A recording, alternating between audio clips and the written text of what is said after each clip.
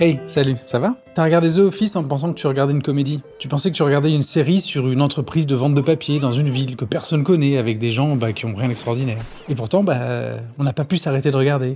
Voire même, on l'a regardé plusieurs fois. Et aujourd'hui, on va regarder comment c'est fait. Bienvenue sur la chaîne, ici on va parler de documentaire. C'est vraiment ce qu'il y a de mieux. Chacun d'entre nous peut écrire ce qu'il veut sur un sujet donné. Ça peut être n'importe quoi. Alors dans un documentaire classique, le talking head ou le confessionnal, ça a une fonction assez précise. C'est de donner la parole directe au sujet. C'est censé être la vérité brute. La personne face caméra va dire ce qu'elle pense, vraiment, sans filtre. The Office va prendre ce dispositif et va le retourner comme un gant. Quand Michael Scott, notre héros à tous, s'installe face à la caméra pour un confessionnal, il livre pas sa vérité, il livre la version de lui-même qui veut que le monde voit. Il se croit marrant, il se croit charismatique, c'est un patron exceptionnel. Et le montage, immédiatement après, va tout flinguer et va nous montrer le contraire. C'est ce qu'on appelle l'ironie dramatique. Le spectateur sait quelque chose que le personnage ne sait pas. Et dans ce cas-là, Michael, il sait pas qu'il est trahi à chaque fois qu'il va au confessionnal. Mais The Office va encore un peu plus loin. Tous les confessionnaux vont devenir aussi des lieux d'aveu très sincères. Jim va avouer ses sentiments pour Pam. Dwight va montrer un peu de vulnérabilité, malgré lui. Le confessionnal du documentaire, censé être neutre et informatif, devient dans The Office un espace totalement paradoxal. C'est à la fois le lieu du mensonge le plus grotesque, Michael Scott si tu nous regardes, I'm a shipping merchant who raises fancy dogs. That's the life. et en même temps celui de la sincérité la plus absolue. I'm sorry, what was the question? Donc pour comprendre encore un peu plus ce que fait The Office, faut remonter à la source. Dans les années 60, il y a un mouvement cinématographique qui va transformer le documentaire. Ça s'appelle le cinéma direct. L'idée, elle est hyper simple, c'est radical.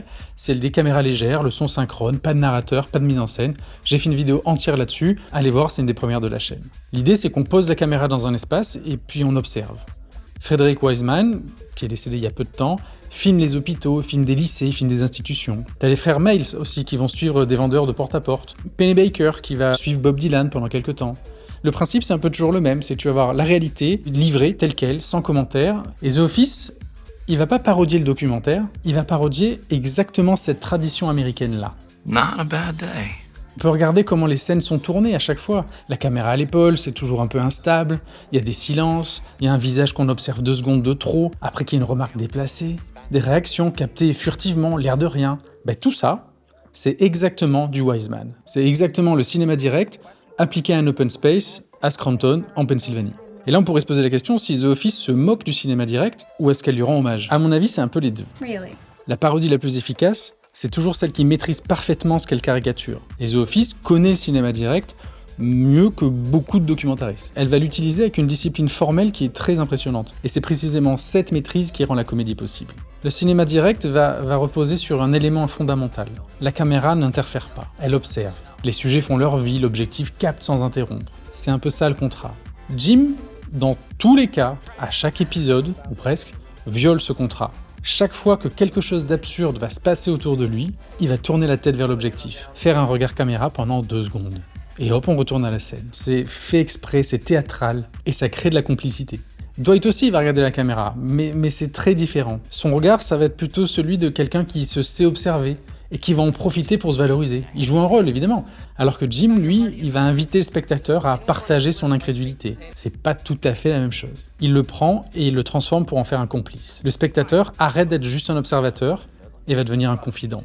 Et en faisant ça, Jim va révéler quelque chose que le cinéma direct, en général, préférait cacher. Il y a toujours quelqu'un derrière l'objectif. La caméra, elle est jamais invisible. Dans le documentaire classique, le caméraman est un fantôme. Les personnages agissent comme si personne ne venait regarder pendant qu'ils font des trucs. Tout le monde sait que c'est faux. Tout le monde. Mais le contrat implicite avec le spectateur, c'est de faire semblant que c'est vrai. Et The Office fait tout péter. Dans la série, les personnages savent qu'une équipe de tournage les suit depuis des années. Et c'est cette conscience qui change tout. Michael Scott joue pour la caméra en permanence. Toutes ses sorties, ses discours, ses blagues, tout est une performance destinée à l'objectif. Michael Scott, il veut être une star. Il veut que le documentaire fasse de lui quelqu'un. Ça, c'est du blanc. Et c'est ça que The Office pointe, à chaque fois en direct. C'est quelque chose que le documentaire traditionnel refuse d'admettre. La présence de la caméra modifie le comportement du sujet, tout le temps. Même si on veut être le plus délicat possible et même si on essaye d'être invisible.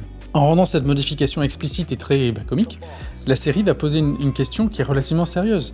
C'est dans quelle mesure un documentaire arrive-t-il à capter la réalité ? Est-ce que la réalité, elle va se reconfigurer à chaque fois que la caméra arrive? J'ai pas la réponse à ça, mais c'est une critique du documentaire qui est déguisée en comédie de bureau.